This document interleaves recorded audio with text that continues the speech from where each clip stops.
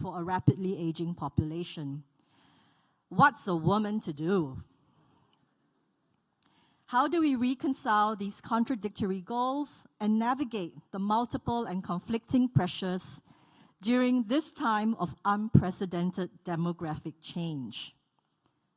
To hopefully help us answer some of these questions, I'm honored to welcome our keynote speaker, Dr. Jennifer Sciubba, who is a leading expert in political demography. A former demographics consultant to the U.S. Office of the Secretary of Defense for Policy, she's currently president and CEO of the Washington, D.C.-based Population Reference Bureau. Dr. Sciubba is also the author of the book 8 Billion and Counting: How Sex, Death, and Migration Shape Our World. Today, the title of her talk is Unbalancing Act: Navigating Women's Roles in Singapore's Evolving Demographic Landscape. Please join me in welcoming Dr. Sciubba to the stage.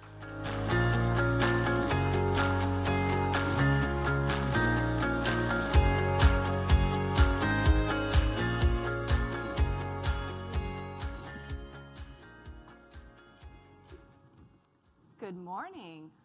How's this? Good? Good morning. My sincere thanks to Mr. Tharman Shanmugaratnam, President of the Republic of Singapore, Ms. Jane Itogi, Ms. Suan Shui Ling, Minister of State, the Ministry of Home Affairs, and the Ministry of Social and Family Development, Dr. Xiao Yan Sang, President of SCWO, and all of the SCWO staff, especially Ms. Lorraine Lim, who has been a wonderful host throughout my time here.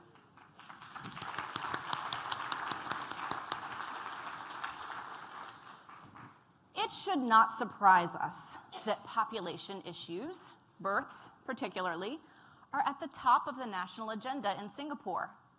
From the country's very founding, population was seen as a key to its success. As many of you have mentioned to me over lunch and last evening, with its constrained physical space and limited natural resources, human resources were always to be the foundation of a successful Singapore. Of course, at its founding, the backdrop was radically different. Singapore had gone through the upheaval of its own birth into its modern form in the mid-1960s, and to accelerate its economic growth and even its political consolidation, its leaders looked to demography. Through government policy, leaders sought to shape a population ideal in size, age structure, and ethnic composition. Today, Singapore is a jewel in Southeast Asia. The backdrop is radically different, as we see all around us, but the demographic trends are different too. While last century, the prevailing concern was supporting a population growing too quickly from too many births, today it's the opposite, with birth rates lower than many leaders thought possible. Now, as I know you know well, falling below 1 child per woman in Singapore for the first time, as it has in South Korea, Taiwan, and so on.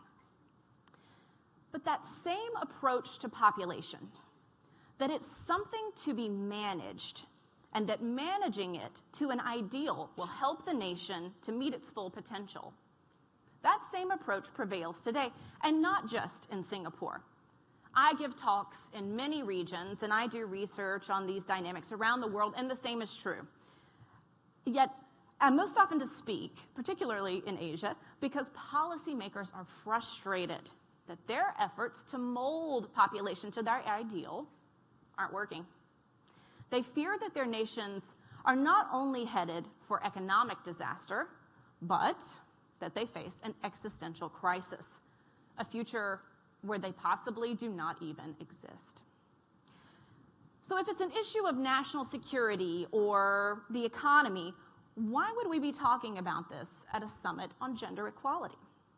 Well, I think the people in this room know, even if it's not obvious outside of these walls, who exactly was having too many babies? Women. And who is now having too few?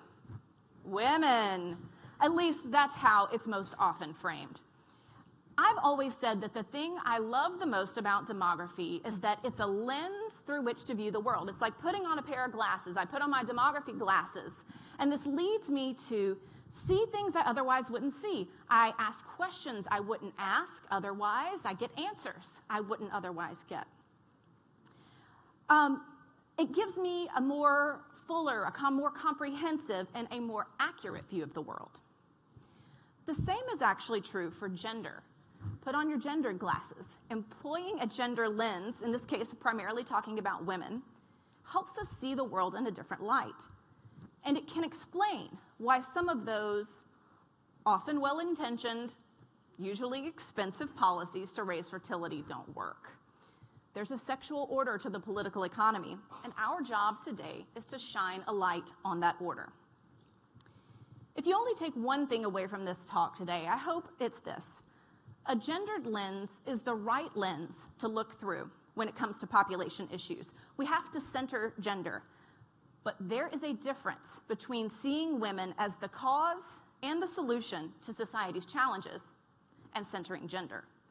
Seeing women as the problem and the solution to population issues is treating them instrumentally, a means to an end, rather than understanding their experiences, how they face conflicting pressures at work, at home, and in the larger society. This lens is essential because the way most governments are dealing with this population crisis. And what is the crisis? Let's just make sure we name it to set ourselves up for the day. Primarily what we're talking about is a dramatic shift in age composition to an older age structure with fewer workers to support increasing numbers of retirees. And then, of course, absent immigration, a shrinking population. To deal with this issue, this crisis, women are being asked to work more, to boost labor force participation, and to care for those rising numbers of older people. Also, please have more children so we can get out of this mess completely. Birth more, work more, care more. It is exhausting. No wonder the plan isn't going to plan. There are only 24 hours in a day. Although I think the members of SCWO, all of the volunteers and staff, they somehow find more than 24 hours in a day. I am absolutely floored and very impressed. So how can we reconcile these often contradictory goals and navigate multiple and conflicting pressures in this time of unprecedented demographic change? Looking at the rich panels that follow, I feel confident we will be closer to an answer. Now, I come here humbly, as much to learn from you as to share what I've gleaned from my 2 decades of research. What constantly amazes me is that countries and cultures have more in common when it comes to population than they do difference. There's a reason why now 2 out of every 3 people on the planet live somewhere with below replacement fertility rates, even with tremendous economic and cultural diversity. But these places also have in common what I think is a misguided approach to the issue, and one that can be corrected. Just as we use our glasses to correct our vision, we can use a gendered lens to correct our approach to these issues. Now, I know you're well acquainted with the demographic trends themselves, so let's spend our time talking about how to shift the approach. I'll walk through several of these in about the next 15 minutes or so, and then we actually have some time for Q&A. Okay. So my doctoral training is in political science, and I spent a long time in academia before joining the nonprofit world. So I understand what policymakers want when it comes to population. As a researcher, I wanted the same thing. You've got this big complex world and you have your research puzzle. Why is fertility low? How can we thrive with an aging population? If you can boil the issue down to 1 or 2 variables, what causes this, then you can put policies in place that address those. And then voila, we've got low births are reversed. Paper published, check. Except that's not actually how it works, is it? It's never just 1 or 2 variables, as we know. But because we approach it that way, we end up with fragmented policies spread over multiple ministries, multiple policymaking bodies. It's how we end up demanding that women do the impossible triple burden: birth more, work more, care more. One way to shift our approach, then, is to mainstream gender equality across government ministries. Within the government, we need all of these sectors on the same page, all of these different areas, or else policies in one end up actually conflicting and contradicting policies in another. So think about, as the president said, Singapore ranks near the top of all countries for economic participation and opportunity for women. But we also know that that participation can make having a family so much more challenging. One approach that we take at PRB is trying to make labor more visible. If something is counted, it's economically valuable, which means that societies value it more, and that's the case with care work, which we'll talk about today. I mean, even reproductive work is not monetized, and not that it should be. We can imagine a lot of that there, but think about that. How do we recognize this variety of unpaid labor that only women can do? As SCWO champions, women should be fully recognized contributors to society and the economy. So one question we'll discuss today is, how do we ease these trade-offs for women who want to leave the workforce during crucial child-rearing years? This is something well known to all of us. Thanks to the laws of compound interest, we know that investing while younger leads to bigger gains later in life, but not doing so can lead to huge financial penalties later in life in retirement. Singapore, of course, again, ranks high for female labor force participation, but women who still do the majority of care work pay a high price for that care work. Stepping out of the labor force means that they miss opportunities for promotions and salary increases and to invest money for retirement. Singapore has really narrowed the gap, and is tremendous, between men's and women's pay, but there's still a gap in retirement savings because of those cumulative effects. So often we approach population aging as a health issue, but it's obvious it's also an issue of work and an issue of care.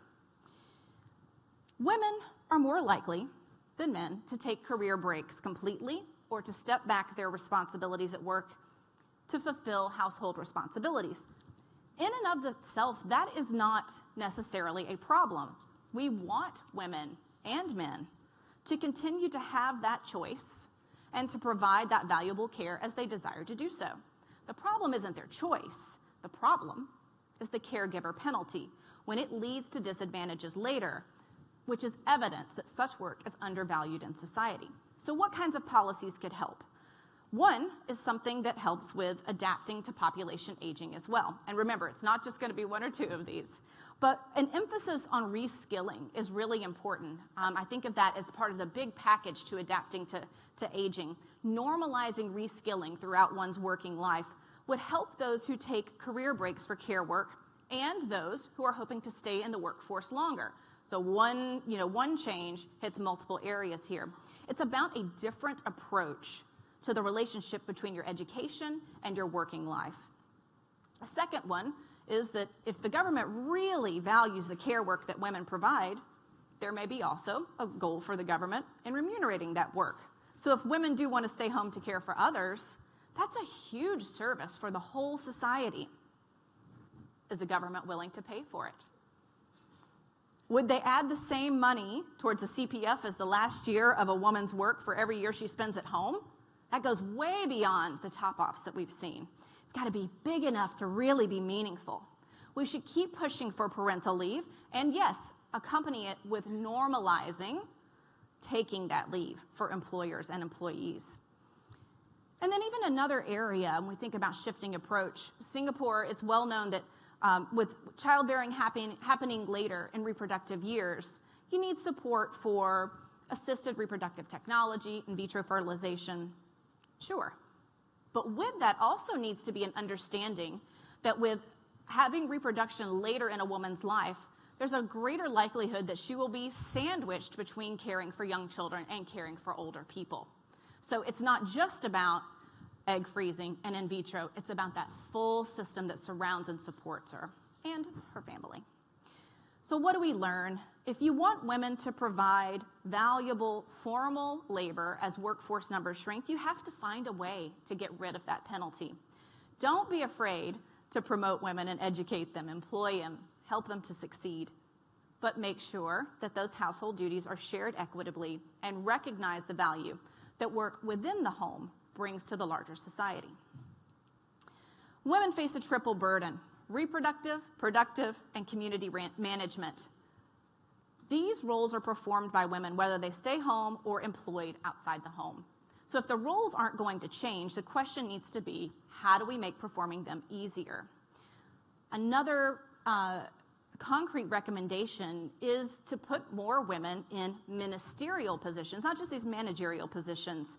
And that's something that we could look at in Singapore as well. As well as the country performs on many of these gender equality indicators, this is one where there can be a lot more as well. So data are also essential. Talk about other approaches. If we take a gender-neutral approach, it actually erases those experiences unique to men and women. There's a case for gender disaggregated data and analysis that focuses on both women and men. I was so pleased to hear the president say this. It's absolutely the case. We can't approach this as zero-sum, that doing research on men would take away from women.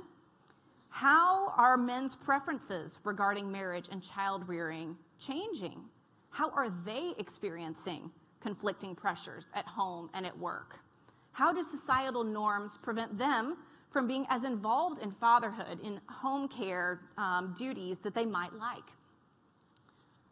There's also a role for the private sector and for communities. As we say in America, you can lead a horse to water, but you cannot make it drink. South Korea put paternity leave in place, but I believe it's well known only about 8% of fathers take advantage of that. The numbers are much better in Singapore, but it's still a short amount of time, and it's only half of men who take it. That's even a smaller percentage at the lower income levels. So we need work cultures themselves to shift, and that is outside of thinking about fertility rates. Taking leave for something so important needs to be seen as something that is good and encouraged, and national governments really cannot do it all. Like the president, it's my hope that as labor becomes scarce, companies compete for employees by offering the best policies for well-being overall. Governments can set policies to lead a change, and they really play an important role in setting norms.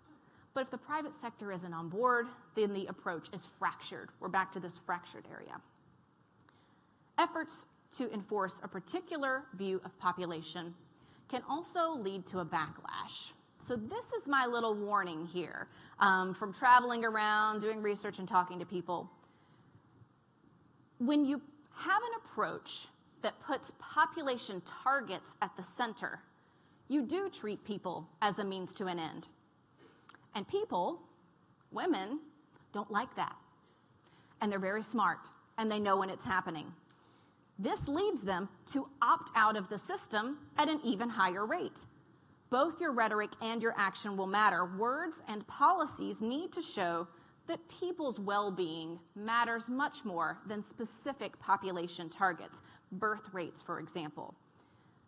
I also see as a political scientist that making people feel used has political consequences. If people feel empowered enough to opt out of reproduction, they may also be empowered enough to show their disdain in the political realm. Now, Singapore will face an aging population no matter what. There's no reason that we should actually expect the total fertility rate to land right at 2.0, which gives you just this perfectly stovepipe age structure where you don't have to change anything. That's just nothing but theoretical. Now, Singapore has a unique advantage, I think much like the United States, of being able to direct immigration. But to keep the actual age structure young would require to have more immigrants than probably space would allow. So what we hear here is that you're not going to birth your way out of it. You can't keep adding people to try to keep the average age younger. Population aging is happening. So we want then to focus away from thinking about just raising births and focus instead on being resilient in the face of population aging. That still means thinking about gender and the labor force and gender and care work. If older people will increasingly lack the family to take care of them, think about growing proportions of singles, growing proportions of people without children, but your system is set up so that the family does the majority of caregiving, then how do we ensure that older people do not suffer? That requires facing the reality of your demographic structure rather than just trying to change it. The more I study population dynamics, the more I wonder if governments ever really had as much control over births as they think they did. Even in Singapore, where the state has had a heavy hand in shaping the beautiful and prosperous place we see today, modernization played a strong role in fertility trends. Higher education, income levels, rising labor force participation rates among women. Those all pressured fertility lower and mortality lower. We can't forget that people have agency. We see women and men exercising their choices in ways independent of, and sometimes antithetical to, the goals of various nations' leaders. This is, of course, made easier once we have control over reproduction. For example, think about in the 60s and 70s and how we really see global trends in fertility rates start to change them. I even think about this with Singapore. In the late 1970s, Singapore's government wanted people to delay marriage and childbearing, and they did. And so it may have seemed that the government achieved their goal. Now the logic would go, if the government wants more marriages, they must simply ask. But that's not working, right? And this is a logic I see around the world. And that's because norms are changing even outside of the government's wishes, even outside Singapore, of course. There's a role for government, but governments aren't the puppet masters of demographic trends. I'm sure many of you saw this as well, but in a CNA YouGov poll of Singaporeans who don't want to have kids, 39% said they just don't like them or don't want to be parents. In the US, there was a really similar finding by Pew Research Center. And it's like, well, what role for government is there in making people like children? Right? So what should it be? Sometimes we should ask, what should it be? So we do run up against these limits here. Governments can prescribe certain roles, but individuals can choose to reject them. And we need to maintain that choice, even if the outcome of it is hard to deal with. I noticed that we are entering a new era of alarm about population, and it's one that, as a student of history, reminds me a lot of the alarm of the 1960s and 70s. That one too often resulted in a curtailing of individual rights in order to meet population targets. Forced sterilizations, for example. We must keep vigilant to protect individual rights as the alarm is sounded once again. I see murmurings of reversing rights as I go around the world, of limiting access to contraception, for example, and we simply cannot go backwards. We also don't even want to make marriage so rigid that people can't escape abuse. Now, here's a puzzle you may be sitting with, as I have. For a long time, we thought that Scandinavian countries had relatively higher fertility rates because they were doing it right, because there were more gender-equal societies with these robust social welfare states that eased the financial and opportunity costs of childbearing. So this is where we tried to get. Now, Finland has a total fertility rate of 1.3. Is there any point in pursuing an ideal of gender equality? Is there any point to investing in parental leave or offering tax incentives, cash for births? If the ultimate goal is only to have more babies, then no, or at least probably not. But there are a host of policies in Singapore and elsewhere that make it obvious the goal isn't just to have more babies. The ultimate goal is really to have a strong, prosperous society. Investing in individual well-being is never misguided because that's the point. Gender equality makes societies better overall, as research shows. Parental leave or tax breaks or cash bonuses can give families an easier time. These are good in and of themselves. Our challenge isn't what we think it is, low births and the threat of economic stagnation from demographic shifts. Rather, our challenge is how to maintain the tremendous gains in individual well-being we've seen over the last half-century, even as demographic trends shift. If we keep our eye on the prize of well-being, and off total fertility rate or any other population target, we will actually be creating the types of societies that women, and indeed all of us, want to reproduce. Thank you very much.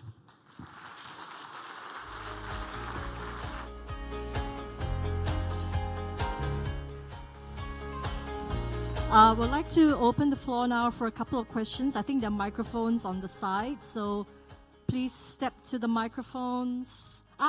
Yes, Laura. Would you please identify yourself as well? Yeah. Laura Huang, past president of SCWO.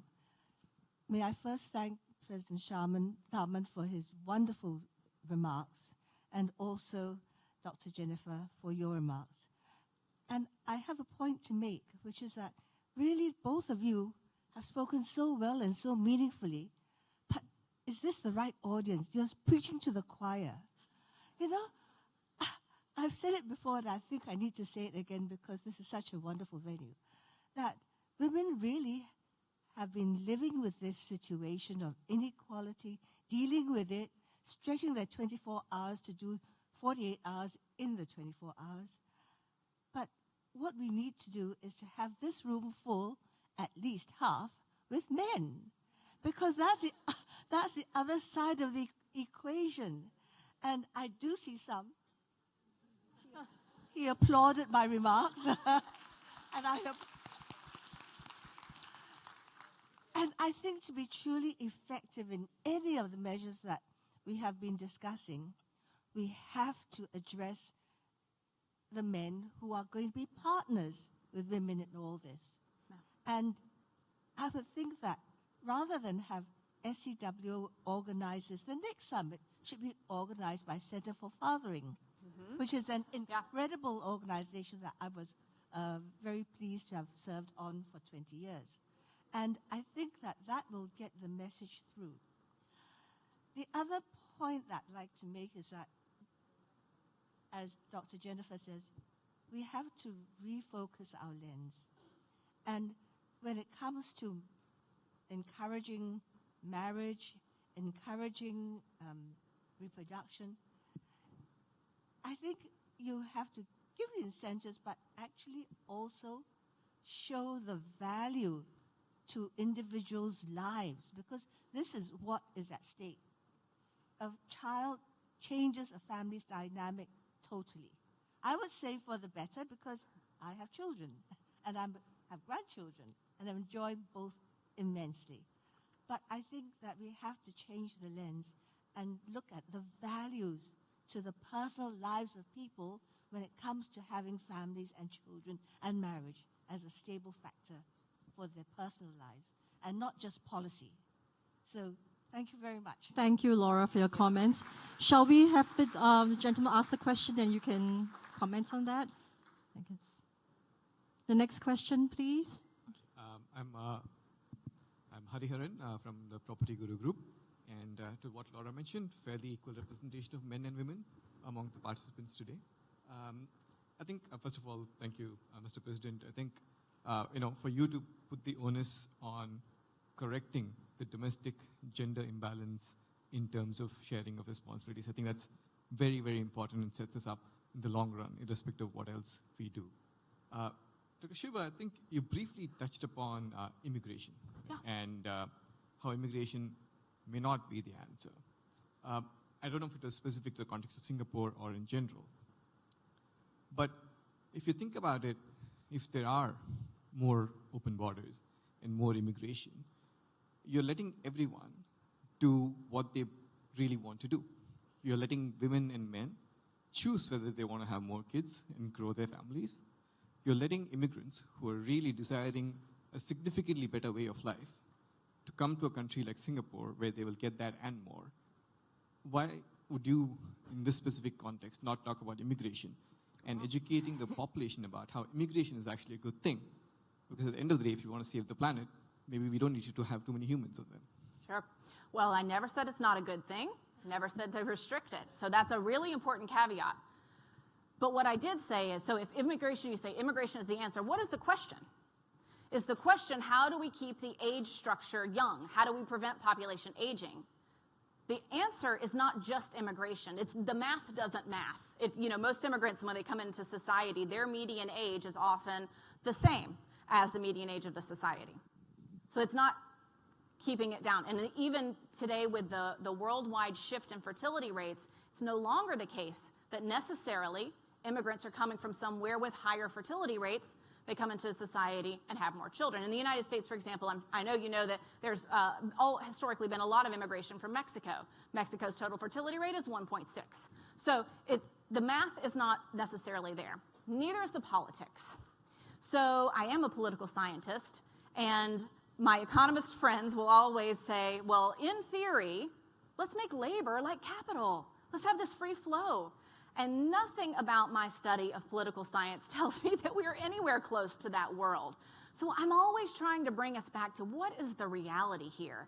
And the reality is that even, we're in the midst of a country that is, born in terms of immigration, but 96% of our 8 billion people in the world still live in the country in which they were born. It's abnormal, math-wise, for there to be immigration. So it's when, I'm agnostic on immigration, but I'm trying to put a realistic spin on it. You can't have that as your plan for resilience. It can be part of the plan. I always say it can be on the menu. There are other things on the menu as well, but don't hang your hat that that's going to be the future.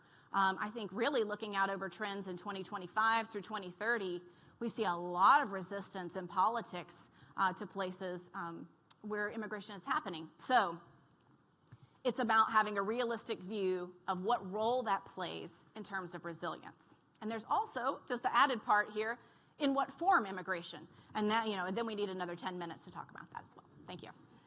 Thank you. We have time only for one more question. So the lady there, please. Yeah, good morning. I'm Susanna Harding from South Foundation. Actually, I have a question. Thank you very much for a very evidence-based and also experiential presentation, Dr.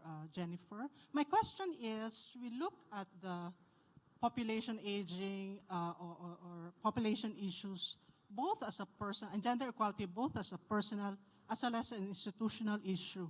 As a political scientist, have you seen the role of community?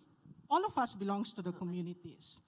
What is the role of the community in kind of integrating or trying to address population issues at the ground level? Yeah. Because we always talk about, as a policy person also, Yes. we always talk about 5,000, 10,000. Yes. But on the ground, as you say, agency is very important. We also talk about mainstreaming institutions. But what about communities? I have not seen that gender equality is being mainstreamed in the community. We're trying it in the communities that we work here in Singapore. But at the national level, I think we also need to mainstream it at the community level. Thank you. That's a great question. Thank you. And I do think there's a huge role for communities. In fact, I would say over the last 2 decades, I'm really starting to shift away from thinking big to thinking much smaller. And, I would not have the background to speak about what it does in terms of gender equality specifically, but I would in terms of other population issues and thinking about low fertility. So if we look, there's examples from all over the media. Many, this village in Japan has an abnormally high fertility rate. Why? What are they doing differently? And you often talk about, when you start to really try to say, what is it they're doing differently? And you sit with a bunch of those same kinds of articles in front of you from all over in the world, there is something that you see. And that is the support. That support structure is not something that you really can legislate. It is organic. And it is smaller. And so when you're trying to, stand here and give policy recommendations, it just falls flat. But I absolutely notice that is the case. It can be things like, how do you have a strong multi-generational society? How do you think about the roles and volunteerism for older people and helping to take care of younger people? We all know, I'm a mother of 2 myself, and I remember when my youngest son was just a newborn, and I got the stomach virus. And I had just moved into my new house, and I couldn't get off the couch to physically carry him to his crib. But I had met my neighbor just a few days before that, and I called and I said, put a mask on or something, and can you just carry him to his crib? And that's all I needed. And the government can't do that, you know? And so I think there's a huge role for communities, but you know, what they could do is you could find ways to support those structures. But yes, I would love to see our research go more in that way, more best practice in that way. The next book that I'm writing about resilience, I'm thinking about that a lot myself. Great point. Thank you. Thank you, Dr. Sciubba. Thank you for your questions. Dr. Sciubba.